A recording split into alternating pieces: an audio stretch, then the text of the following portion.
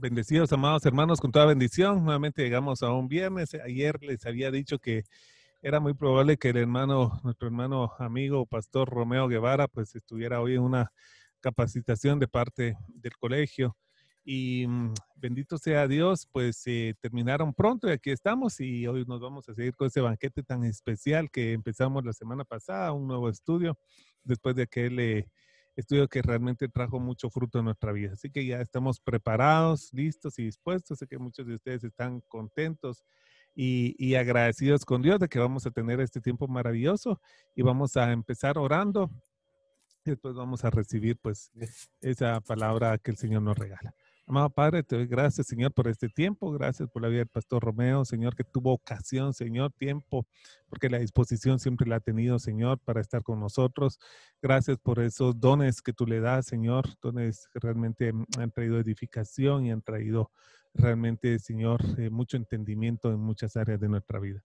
Nosotros nos disponemos con oídos, Señor, espirituales a escuchar tu palabra para que a través de ella, Señor, podamos, Señor, tener una vida en abundancia. Bendice, Señor, todo lo que hace y gracias, Señor, por este día en el nombre de Jesús. Amén.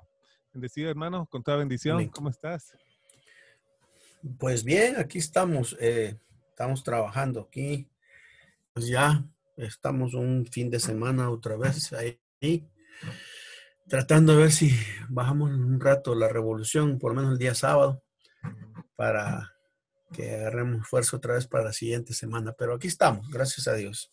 Gracias, hermano. Pues ya listos, hermano, para continuar con ese tema que el Señor te ha regalado y que realmente ha traído mucha edificación a muchos hermanos. Quiero comentarte que... Ok, vamos entonces a ir a Génesis 19 y estamos en los versículos 1 y básicamente el versículo 1. Dice, llegaron pues los dos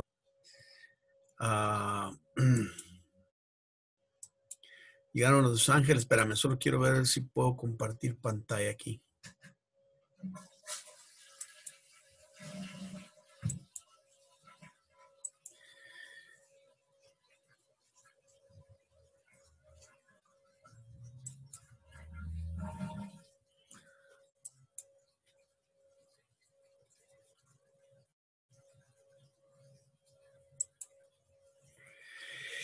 Muy bien, estamos entonces ahora, la semana pasada comenzamos una serie que se llama La fe frente a los desafíos contemporáneos y hemos tenido ya una introducción. El viernes pasado vimos algunas de las ideas con las cuales vamos a estar interactuando en la exposición de este pasaje, de este capítulo. Como pueblo de Dios somos llamados a influir en el mundo, pero sin ser influidos por él, ¿verdad? Se nos dice que debemos llevar la delantera, hacer los innovadores y pioneros y no acojear detrás del resto de la sociedad. Esto es lo que en realidad ha sucedido en Europa y en Norteamérica durante varios siglos. Los cristianos al principio, antes de la reforma o por la reforma, eran los precursores del Estado del derecho humano moderno. Eran los primeros en idear sistemas de salud, educación y de ayuda social. Eran los pioneros en muchas áreas de las ciencias. Y el resto de la sociedad fue influido por ellos y les seguía. O sea, la idea es que el pensamiento cristiano es el que dictaba las pautas a través de la realidad social en la que se vivía. Pero hoy día, creo que las cosas están al revés. La sociedad no cristiana marcha adelante y los cristianos le siguen. Hoy en día, los incrédulos enseñan a los cristianos cómo deben curar a sus enfermos, cómo deben educar a sus hijos, cómo deben ejercer una profesión. Y lejos de que los cristianos influyan, los cristianos se dejan influir por ellos. Y la verdad es que de cabeza nos hemos convertido en cola. El pensamiento que nosotros encontramos es: para ser un buen cristiano uno tiene que retirarse del mundo secular y pasar la mayor tiempo en la esfera religiosa, o sea, en la iglesia. Pero el otro lado, en el mundo secular, según el pensamiento que vemos, gobiernan las leyes de este mundo y la palabra de Dios no se aplica al trabajo diario, a los estudios. De esta manera, los cristianos no son ninguna influencia cristiana en la sociedad y además se dejan influir por la sociedad en todo lo que no tiene que ver con su vida religiosa. Se considera que Dios gobierna solo sobre la esfera religiosa, pero quien gobierna entonces sobre la esfera secular. En realidad, al pensar así, abandonamos toda la esfera secular al poder del enemigo. Y con el tiempo, ese pensamiento secular está invadiendo también la iglesia. Dios es el Señor sobre toda nuestra vida y de la sociedad. Entonces su palabra se aplica a todos los aspectos de nuestra vida y de la sociedad. Ahora estamos estudiando la vida de Lot, procurando trazar diferentes características de su estilo de vida como un creyente en Dios. Y ya vimos que tuvo varias carencias en cuanto a su propia vida. Para poder analizar cada problema de la fe de Lot, quiero usar 3 conceptos importantes y lo vamos a repetir en los temas, en los 11 temas que hemos desarrollado, el mismo procedimiento, para que podamos ir entendiendo mejor las cosas. En esta oportunidad vamos a hablar del primer desafío, que es el desafío del dualismo. Y vamos a definir qué es y vamos a ver las características del dualismo en los cristianos. Pero la forma es que veremos varias cosas. Ustedes recuerdan que tanto en El Salvador como en Guatemala llegó una banda rockera que se llamaba Marduk, que hubo un gran revuelo a nivel de los niveles cristianos religiosos, de que no querían dejarlos que ellos tocaran su concierto. No sé si en Guatemala lo hicieron, creo que sí lo hicieron en Guatemala. Aquí en El Salvador lo hicieron, pero lo hicieron en una forma limitada.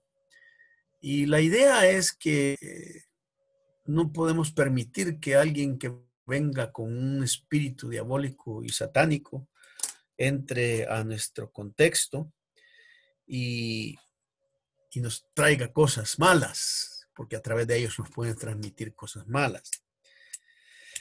Idea de que nosotros protegemos un territorio en el cual no permitimos que el mal pase o avance y que somos nosotros los que vamos a detener ese mal. El problema es que el mal más peligroso no es el que nos viene de afuera, sino que es el mal que ya tenemos dentro. Porque podemos estar condenando una banda de heavy metal, de rock pesado, que blasfema y todo, pero la hipocresía, la amargura y las cosas que hay dentro de nuestros propios corazones en las iglesias, nosotros no nos dan ningún tipo de cosa. El dualismo tiene que ver con que podemos estar con un pie en la calle y con un pie en la iglesia, y están las dos bifurcaciones en ese contexto. Hemos pensado que ese concepto de pie, un pie en una cosa y un pie en otro, es un concepto que existe, pero que en realidad cuando nosotros veamos la Biblia nos vamos a dar cuenta de que o estás con Cristo, estás en contra de Él. Y lo curioso es que lo curioso es que en la vida cristiana, en la Biblia, cuando Jesús dice que el que no es con Él, no dice que el que es con Él es, y el que no es con Él. No, la idea es que una persona que no es con Cristo, no solamente no tiene un estado, sino que toma una decisión, porque el texto dice que el que no es con Él, contra Él es. O sea, se convierte en un enemigo. Significa que esa dualidad y esos dos conceptos con los que oscilamos no son conceptos tan bíblicos que digamos. Entonces, en cuanto a la vida de Lot, vamos a utilizar ahora las dos frases. La frase que dice en el versículo, Lot estaba sentado a la puerta de Sodoma. Y luego el versículo dice, y viéndolos, Lot se levantó a recibirlos y se inclinó hacia el suelo. Entonces quiero usar la palabra que, por un lado, Lot está sentado, y esa costumbre es una costumbre de las culturas en donde la gente importante de la sociedad se sentaba en la puerta de la casa de las ciudades y ahí juzgaban y eran los que se buscaban. Y el término inclinado, simple y sencillamente, que es alguien que está teniendo un conocimiento de alguien superior a él al cual está adorando. Ahora, es obvio que la vida de Lot nos presenta muchos desafíos contemporáneos actualmente. Es importante observar que su existencia es una vida que se aflige por lo malo, pero vive con lo malo tratando de manejarlo de una manera diplomática y no desde la perspectiva de la verdad. Y eso lo sabemos porque Pedro lo dice, que él estaba abrumado y la expresión moraba, esa expresión tiene las dos cosas en la segunda de Pedro 2:7. Cuando habla de la expresión abrumado, habla de que es sentirse cansado, agotado, molesto con algo. Y la expresión moraba implica acción de reposo y de descanso. Por un lado, a Lot le cansaba la maldad de Sodoma, pero se quedaba en ella con una gran comodidad por la posición que le brindaba. Y eso es bien importante que lo veamos. En el texto de Génesis 19 se dice que Lot estaba sentado a la puerta de Sodoma. Las ciudades antiguas de Oriente, en el entorno de Palestina, solían tener varios lugares de encuentro, entre ellos el Palacio Real, el Templo y la Torre de Defensa. Pero el más importante para el pueblo era la puerta, espacio abierto para el encuentro y la relación personal. Lo mismo que para la administración de justicia, pues ahí solían reunirse los ancianos o jueces, o jueces. Proverbios 31:23 dice eso, voy a leerlo.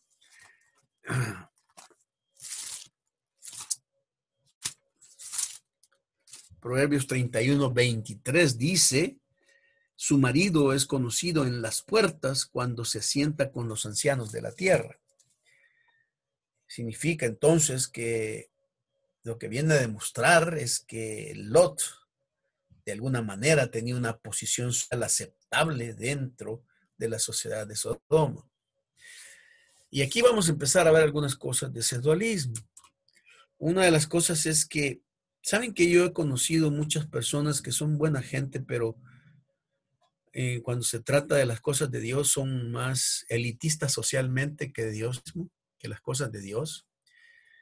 Para ellos les interesa los lugares donde van, la gente con quien se rodean, las personas.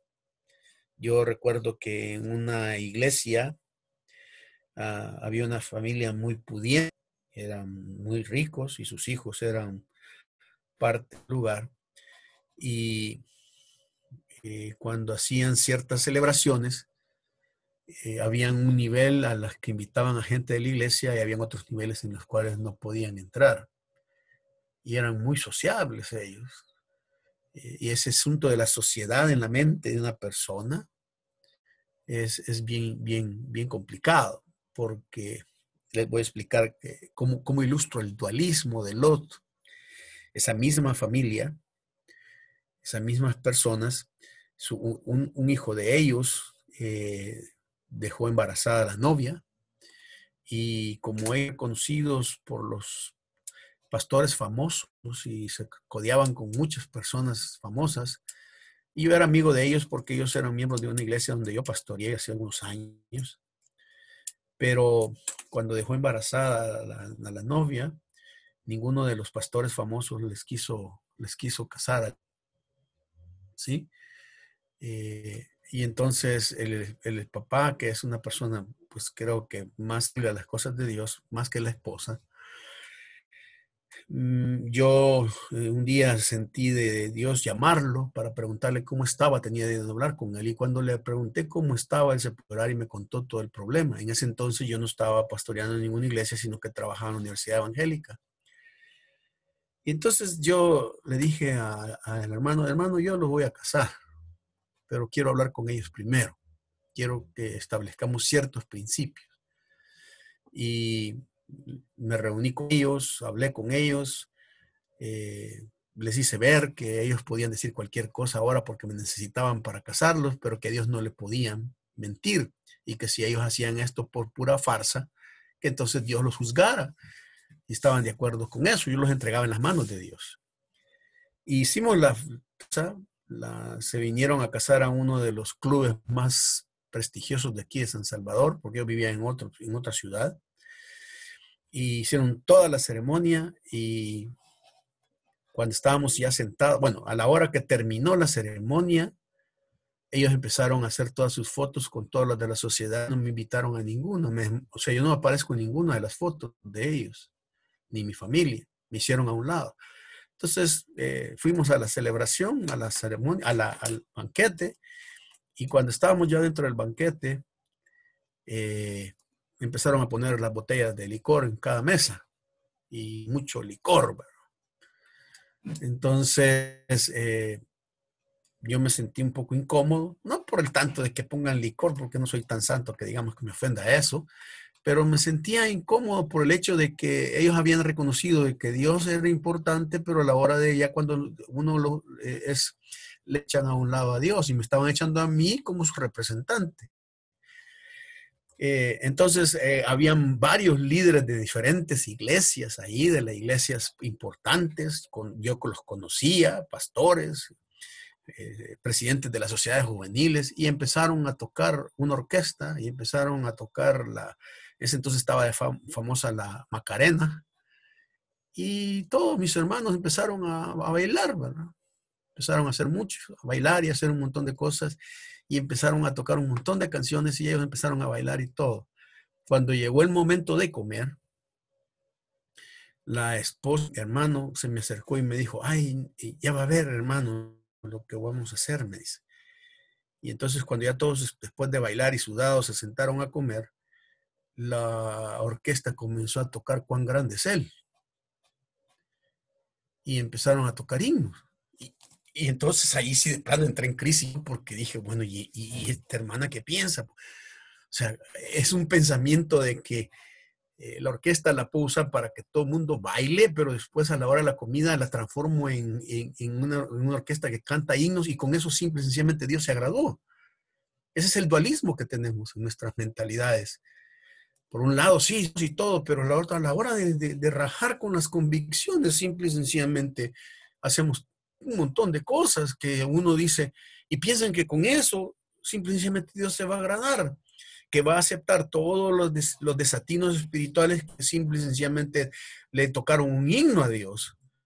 Y qué triste es cuando ocurre eso. Esa es la posición de Lot. Así lo veo a Lot yo. Es clara la ilustración de él. Ahora, los detalles importantes del texto nos van a dar ciertas pautas para describir el problema del dualismo y la fe cristiana. Primero, quiero que observemos por un lado eso que les acabo de decir, la cosmovisión secular y la cosmovisión espiritual, ¿verdad? Él dice que estaba allí y los veía. Y entonces vamos a ver cuál es la visión de Lot. Vamos a empezar a ver entonces la visión del texto. Es una visión textual, luego vamos a ver una visión contextual y luego vamos a ver aplicaciones espirituales. Son los 3 puntos que voy a utilizar. Ahora, quiero que veamos en primer lugar entonces la expresión bíblica, es decir, la visión textual del desafío. Lot tiene la idea de que los ángeles están en desventaja en una sociedad como Sodoma y Gomorra y por eso piensa que los puede proteger, por eso les dice que entre a su casa. Él asume de una perspectiva netamente humana que los visitantes deben ser protegidos. Lo que no queda bien claro en el texto es si Lot estaba consciente de que eran ángeles o personas especiales. Me imagino a creer que no estaba tan seguro, pero que pudo ver en ellos, de alguna manera, eran agentes de Dios, ya sea fueran hombres o ángeles. Lot lo iba a descubrir después. Lo que viene a demostrar entonces que la primera característica, ¿verdad? Lo que viene a demostrar entonces es que la primera característica de las características del dualismo es la oscilación entre 2 mundos en paralelo. Lot tiene la idea de que los ángeles están en desventaja, ya lo vimos. Y entonces él dice, ok, aquí está Sodoma, que es una cuestión de maldad, y está estos ángeles o estas personas que son especiales, por lo tanto se está combatiendo entre lo bueno y lo malo, ¿verdad? La idea aquí es, yo voy a proteger ese conflicto espiritual que existe entre lo bueno y lo malo, entre dos mundos en paralelo, y usamos los términos el mundo secular y el mundo sagrado, el mundo profano y el mundo consagrado. En este mundo aquí se pueden hacer esas cosas, pero en otro no. Si es que el primer concepto es que la gente tiene del dualismo, es la fragmentación entre dos mundos en paralelo, el mundo secular mío y el mundo espiritual, sagrado. Para ponerlo en otras palabras, es el mundo del día domingo y es el mundo del día lunes. Y cuando llega el lunes, el domingo no tiene nada que ver con el lunes. Está totalmente alejado y divorciado. Y una vez llega domingo, el domingo no tiene nada que ver con el lunes, porque el domingo me pongo mimetismo y entonces me convierto en alguien que tengo que trabajar en eso. Ahora, la segunda cosa del dualismo, ya lo mencionamos aquí, es que la gente piensa que nosotros vivimos en un mundo en dos conflictos, o dos mundos en conflicto, el de Dios y el del diablo. Y como les ponía esta figura me ilustra eso, da la idea de que vivimos en medio de una lucha entre Dios y el diablo haciéndose un pulso para ver quién gana, y que nosotros somos los promotores de hacer que Dios gane. Y eso es bien peligroso. ¿Saben por qué? Porque Dios ya ganó. O sea, nosotros no hacemos que Dios gane. Y esto, hermanos, voy a tocar algunas cosas que tal vez pueden ser muy sensibles para la teología que tenemos, pero esto viene a desmentir mucho el asunto de lo que se habla de la guerra espiritual, donde nosotros tenemos que ganar territorios espirituales para que el reino de Dios avance. Hermanos, nosotros no batallamos para la victoria. Nosotros batallamos desde la victoria, porque estamos ya en el ejército ganador, venció. Lo que sucede ahorita es que nosotros, los territorios que están en este momento le pertenecen al diablo porque Dios lo permite. Pero llegará el momento en que Dios dice esto se acaba, y donde diga que se acaba, se acabó. Por lo tanto, nosotros tenemos que entender que nuestras luchas espirituales van más allá de que nosotros somos los que mantengamos la fuerza para ganar una victoria. Y eso es bien peligroso. Ahora, una tercera observación que veo aparece en los conceptos de casa y calle.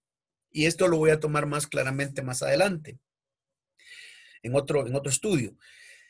Es decir, según Lot, los ángeles están seguros en la casa, no en la calle, fíjense.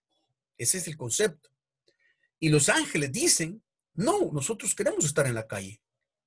No nos interesa estar en tu casa, ni nos preocupa estar en la calle. Y eso es lo que les digo. O sea, Dios dice, a mí no me puede defender nadie. Yo puedo ser victorioso tanto en la casa como en la calle. O sea, yo tengo el poder para mantenerme y para controlar las situaciones aún en la calle de Sodoma y Gomorra.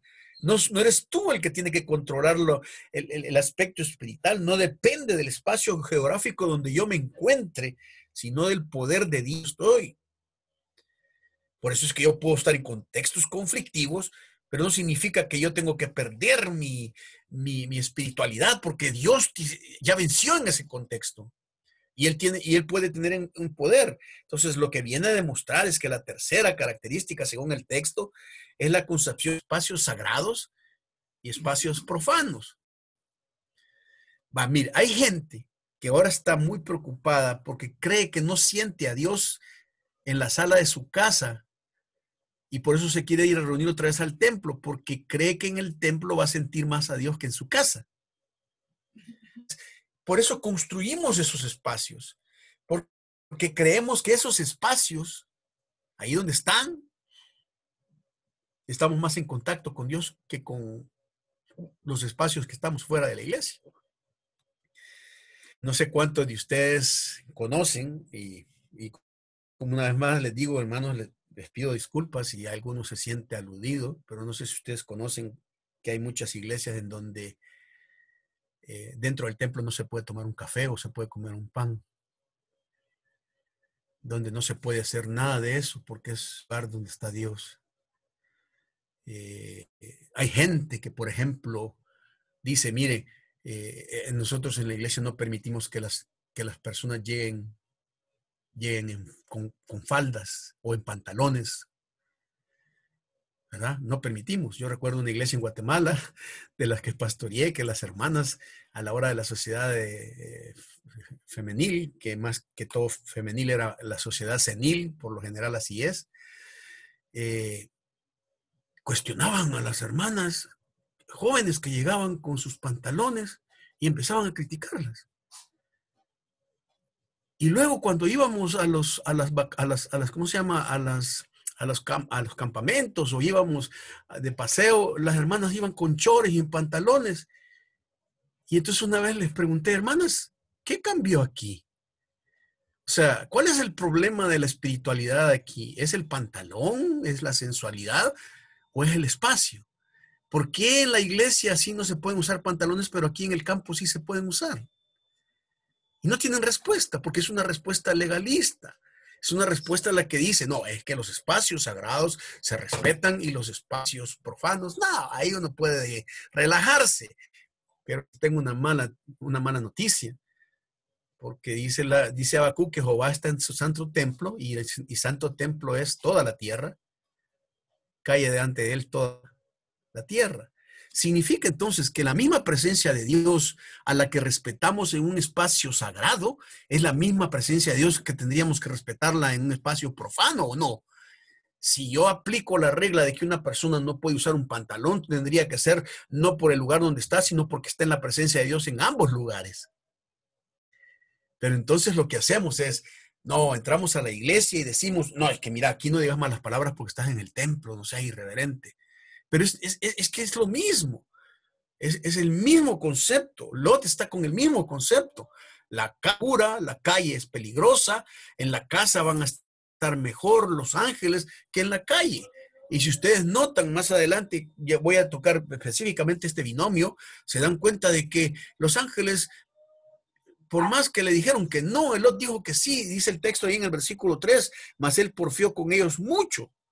Y los ángeles dijeron, bueno, vamos. Pero el resto del texto nos demuestra que no estaban seguros ahí. O sea, que el problema no era que el que estuvieran dentro de la casa de Lot y el que salga a defenderlos, si al final los ángeles se podían defender ellos solos. Y eso es el punto. Nosotros, hermanos, nosotros no defendemos a Dios porque Dios se puede defender solo. Lo que hacemos es simple y sencillamente consolidar nuestra vocación con Dios y nuestra fidelidad a Él. Siendo fieles a Dios, nosotros damos testimonio. Pero hay un grave problema que tenemos en nuestras iglesias. Entonces, este es primero el concepto textual. Ahora quiero que veamos segundo el contexto, el pensamiento contextual del pasaje. Ahora, podemos establecer una pequeña definición de lo que es el desafío del dualismo en la vida de un cristiano. Oigan lo que dice esto. En teología, el concepto del dualismo asume que hay dos entidades iguales y separadas, el bien y el mal, que son igualmente poderosas. En el dualismo cristiano, Dios representa la entidad del bien y Satanás representa la entidad del mal. Ahora, es cierto eso, sí tiene cierto sentido, pero el punto es que en ese contexto los dos no son iguales. Dios ya venció y es todopoderoso. El diablo no tiene esa capacidad. El diablo es enemigo de Dios, pero no es adversario, porque el adversario tiene ciertas capacidades para enfrentarlo, pero no puede. Y el hecho de que ahora se miren cosas que pasan es porque Dios ha retenido su voluntad hasta el momento en que Él va a ejecutar sus juicios sobre esta tierra. Ahora, con respecto a los dos mundos paralelos, es lo que se llama el dualismo de la vocación. Un cristiano promedio podría afirmar que cosas como asistir el domingo a la iglesia, orar, evangelizar y ayunar son actividades meramente cristianas, mientras que cosas como el trabajo, la política, las artes y la cultura son cuestiones seculares. Nuestra forma de ver el mundo es de que constantemente estamos moviéndonos y en algunos hasta peleando entre lo sagrado y lo secular. Esto no es algo nuevo. De hecho, en tiempos de la Reforma, la Iglesia Católica le llamaba estado espiritual a quienes trabajaban como sacerdotes o monjes y estado temporal a los agricultores y artesanos. Fue Martín Lutero quien inició como parte de su obra en la Reforma el clarificar mucho de este engaño a través de doctrinas como el sacerdocio de todos los clientes. Creemos que existe tal cosa como música cristiana y como música mundana. Miren este principio, por ejemplo. La pregunta aquí nos es, ¿cómo determino yo una música que es cristiana y una música no es cristiana? ¿Cuáles son los criterios que utilizo? El criterio que utilizamos es la letra que se utiliza, porque de lo contrario no sabríamos si una cosa es cristiana. Fuera solo la música, ¿cómo determina usted qué es música cristiana o no? Algunos dirían, no, es que es el ritmo y todo. Pero el problema, ¿saben cuál es? El problema es que la música nació en el corazón de Dios y quien la deformó fue el enemigo. Ustedes deben recordarse que el diablo era el adorador supremo ¿cómo se llama? En el cielo, y que él cuando vino y fue desterrado, simple y sencillamente utilizó la música como un fenómeno para vengarse de Dios y utilizarlo para mal. Pero nosotros no entendemos qué es la música cristiana y qué es no, aparte de la letra o de la forma del mensaje que demos. Por ejemplo, los salmos eran cantados, pero lo que permanece en el salmo son las letras, no la música. Nosotros no sabemos cuál música era la que utilizaban esos salmos. Entonces, el punto básico aquí es que muchas veces nosotros creemos que podemos diferenciar lo sagrado usando términos, pero al final son bien ambiguos, no los podemos utilizar. Yo me puedo preguntar, por ejemplo, si nosotros creemos que Dios podría estar presente en un prostíbulo, y la gente diría, no, pues, que Dios esté presente en un prostíbulo. Pero lo estuvo en la casa de Rahab, que era un prostíbulo, o sea, y era donde se estaba moviendo Dios, donde habían cosas que, entonces el punto es que no son los mundos paralelos entre secular, porque Dios es integral en todo el mundo, hermanos.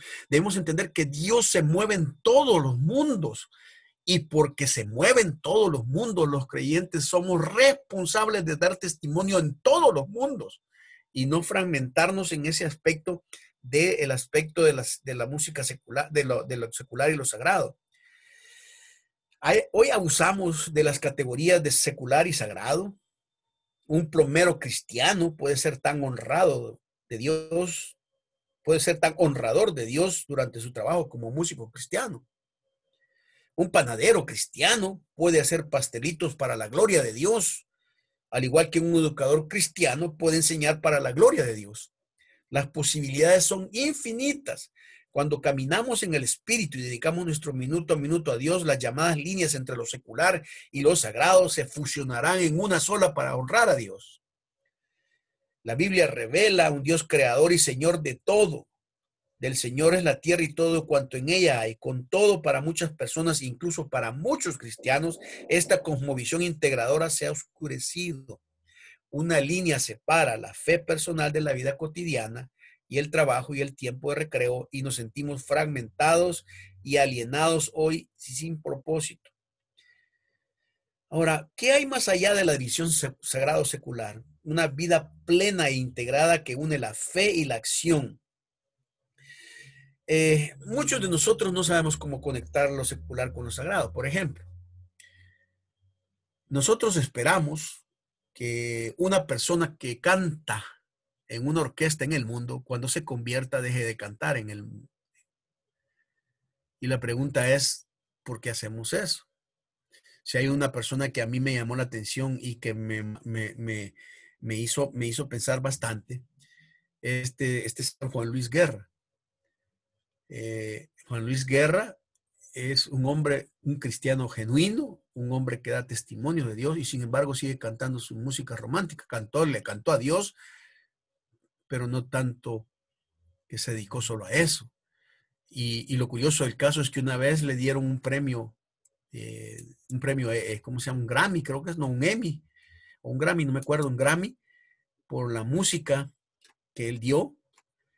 Y esa misma canción le dieron como premio para la mejor música gospel. O sea que el combinar los dos conceptos de una música que agrada secularmente y una música que testifica de Dios, lo que viene a significar entonces que sí se puede hacer, sí podemos tener para nosotros. Eh, Muchos no saben manejar la tensión que nos produce vivir en la tierra teniendo una mente celestial, o si quieren ponerlo en otro modo, la tensión entre lo que debemos hacer porque somos cristianos y lo que queremos hacer porque somos humanos. Queremos trabajar para el reino de Dios, pero también tenemos un montón de responsabilidades aquí y ahora que demandan nuestra atención. Yo creo que cuando un cristiano no sabe manejar lo secular en conexión con lo sagrado, probablemente caerá en uno de dos extremos.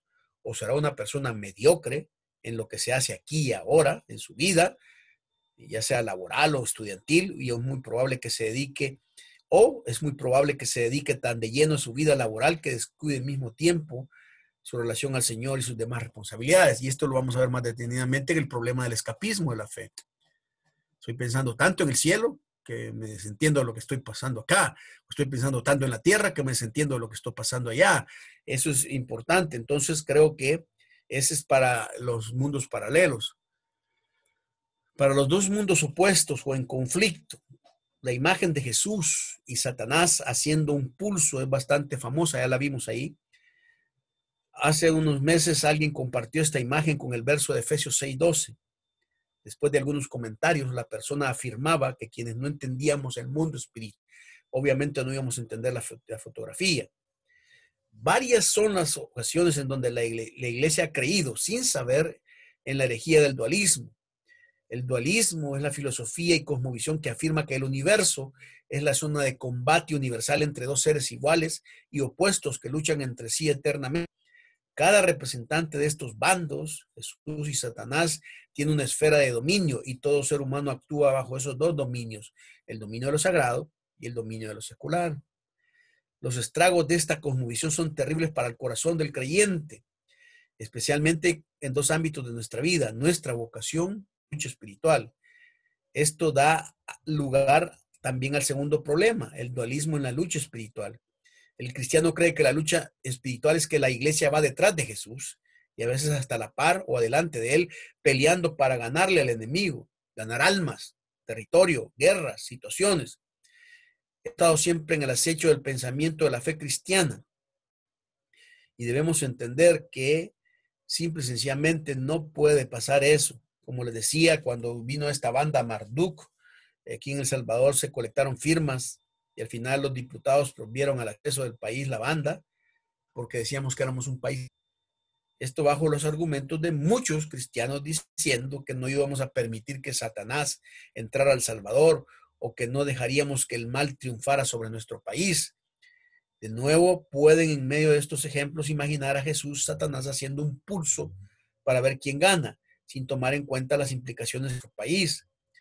Cuando entendemos Colosenses 2:15, significa que entendemos que no vivimos apretando los dientes y tratando de forzarnos para que Cristo gane la pelea entre el bien y el mal. Él ya venció y tenemos que cuidarnos de no caer en la herejía del dualismo, en donde aún pensamos que Jesús está peleando con Satanás para ver quién gana. Por otra parte, he leído comentarios en esto de cómo no podemos permitir que la maldad entre El Salvador, decían muchas personas. Yo creo que esta es una pésima y triste forma de entender la maldad y el pecado.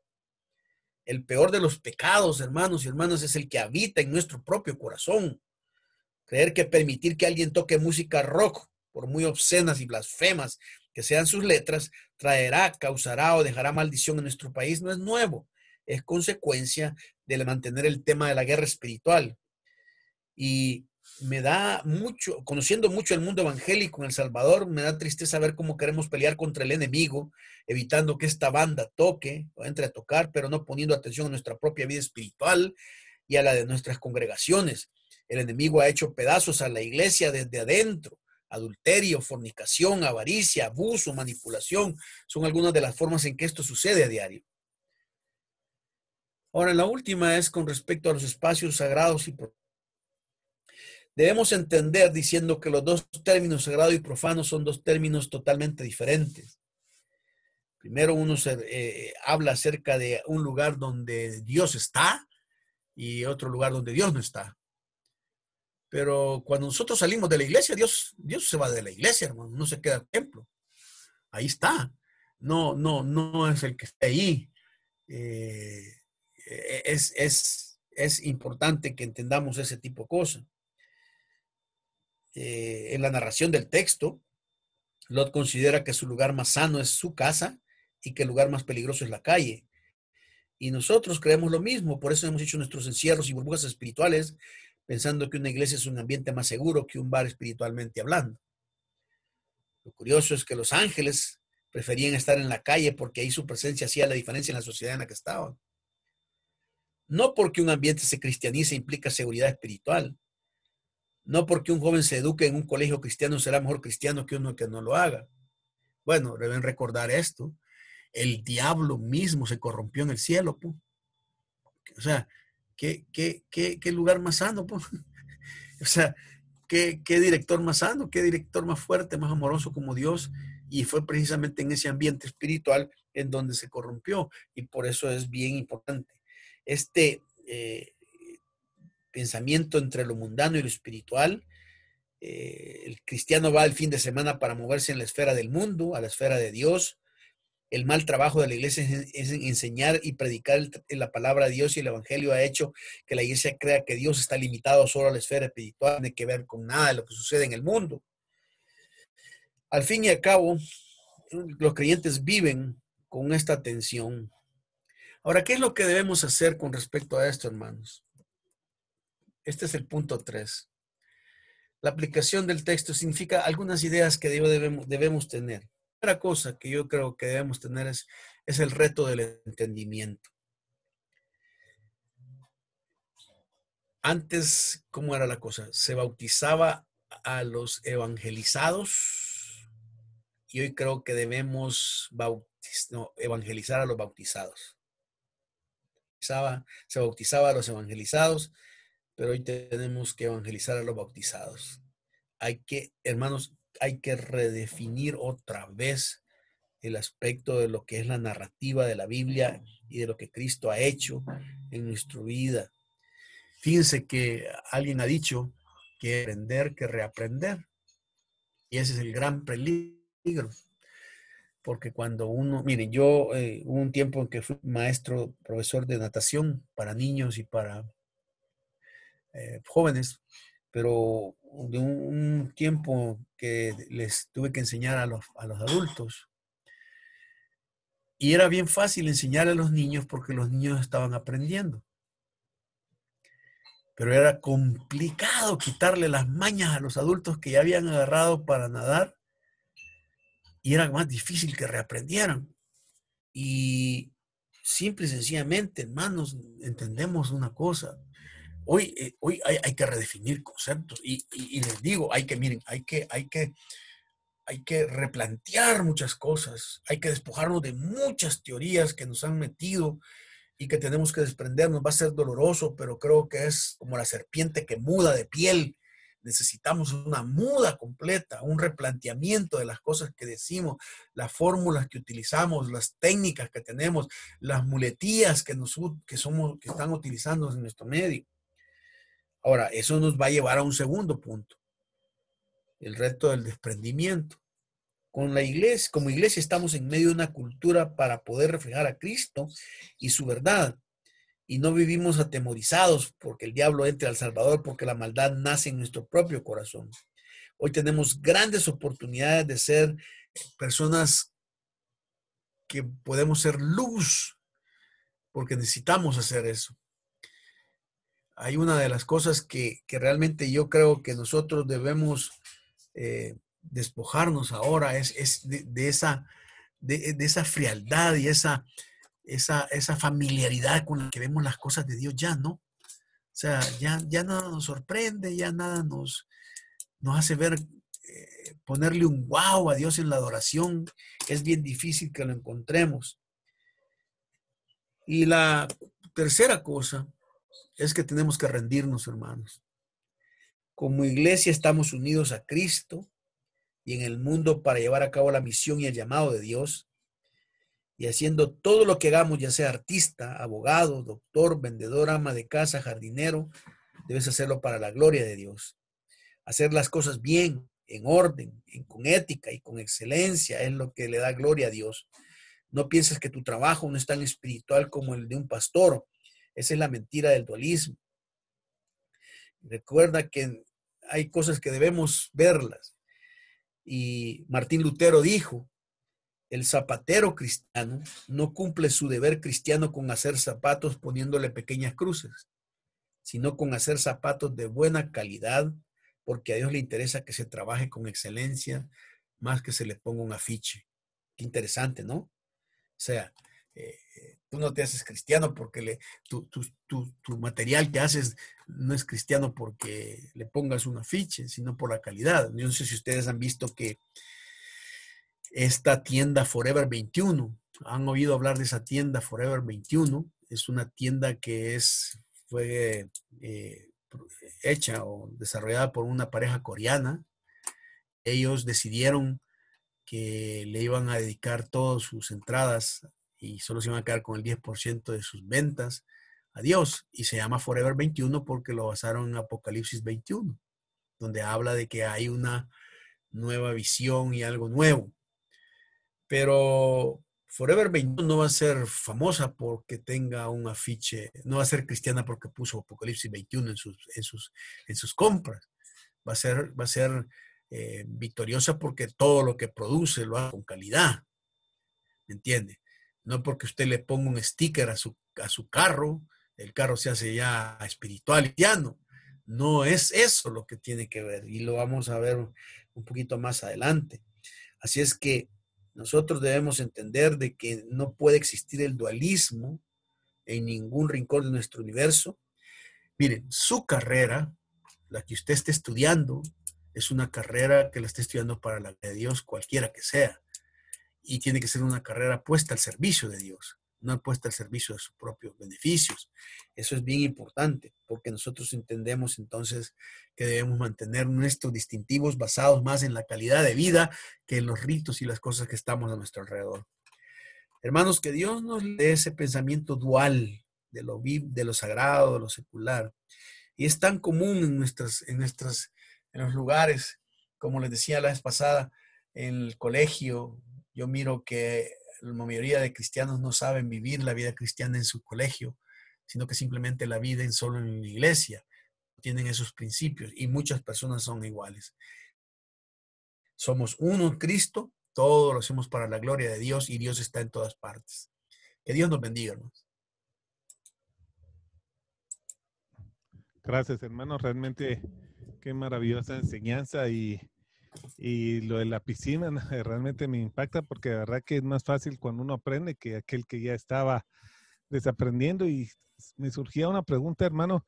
¿Crees que eso es lo Dime. que se está haciendo ahora, metiendo a toda la gente en su casa porque está más segura por el COVID? O sea, yo no digo que la gente salga a exponerse, pero creo que a nivel mundial como que hay un temor por salir a la calle y como que Dios va a estar solo en mi Ajá. casa y no afuera, hermano. No sé, Fíjate que sí, vos. Yo creo que, mira, yo quiero ver si lo tengo escrito aquí. Quiero ver si lo tengo escrito. No. Oh, espérame. Es que la vez pasada estaba yo con esa inquietud también. Y estaba, aquí está. Lo escribí en agosto 31. Dice lo que escribí, los discípulos, pues estaba leyendo Juan 21, Juan 20, perdón, los discípulos se van apoderando del miedo, no tienen a Jesús para que los anime. Lo único que les da cierta seguridad es cerrar las puertas. Entonces me preguntaba y le pregunté al Señor, o sea, ¿será que nosotros somos demasiado miedosos y estamos pensando que con cerrarnos las puertas estamos seguros? Y después que fui leyendo, encontré que cuando Jesús les da el espíritu a ellos, les sopla el espíritu, les da ellos tienen valor para salir, ¿me entiendes? Entonces escribí aquí, mira, si vamos a abrir las puertas cerradas es porque hemos recibido el aliento del Espíritu de Dios. Entonces la idea que me vino a mi mente fue, ok, cuando Dios venga y nos sople, y mira, yo creo que Dios nos metió en el encierro para reorientarnos, para definirme, para que penses y evalúes. El que no haya aprovechado esta oportunidad para reflexionar sobre su vida espiritual, o sea, no entendió el meollo del asunto. Pero yo creo que va a haber un soplo del Espíritu de Dios que va a abrir las puertas. Amén. Y ese soplo nos va a hacer salir porque vamos a estar seguros de que Dios está enviando ese soplo por todas las naciones. Entonces, hay que estar abiertos a ese soplo de Dios, abrir cuando Dios nos indique y quedarnos en eso, ¿no? En que simple y sencillamente Dios estará tanto en la casa como en la calle con nosotros ayudándonos. Gracias, porque hermano, mira, sí. Si somos honestos, si somos honestos, que estés sano en la casa, no depende de que estés en la casa, depende de la decisión de Dios, porque hasta la casa te puede llegar la enfermedad. Sí, sí. Si no te has enfermado es por la decisión de Dios, sanamente. Sí, ajá, y por ver de Dios, entonces. Sí, porque es obvio eso. Alimentos, cualquier cosa, pues, o sea, estaba viendo yo a un médico que decía, conocí a una señora que tuvo 7 meses encerrada y esta semana le dio, o sea, no fue el encierro su seguridad, ¿verdad? No fue su encierro, sino quién es la seguridad, ¿no?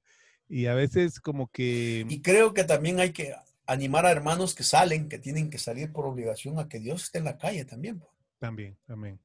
Guardados y con la sabiduría y la inteligencia, hermano, pero Dios también está en la calle. Si tienen que salir a trabajar, Dios también los va a guardar. Pues gracias, hermano. Precioso tema.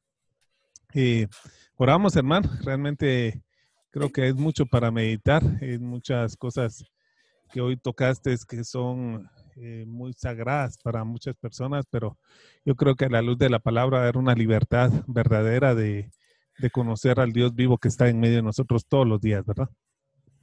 Amén. Padre, te damos gracias en esta tarde por el tiempo que nos permite la palabra. Te pedimos que sea de bendición para nosotros. Gracias porque nos orientas y nos instruyes. Queremos pedirte que tengamos un corazón abierto, receptivo, para que la palabra pueda ser implantada. Te pido una bendición por Juan Carlos, por su familia, para que lo sigas cuidando, y a todos los seres queridos de su familia. Y también que él ministra, Señor, que tú las bendigas. Bendice a Guatemala también. En el nombre de Jesús oramos. Amén. Amén. Pues gracias, hermano Pastor Romeo Guevara. Bendecidos, hermanos. Y ya han visto que Dios nos ha hecho pues el deseo cumplido de escuchar esta palabra y sabemos de que ahora escuchándola pues la vamos a vivir. Bendecidos, los esperamos en este segmento Dios Primero el próximo viernes con este poderoso estudio que sabemos que va a seguir trayendo mucha edificación al cuerpo. Un abrazo, bendecidos con toda bendición.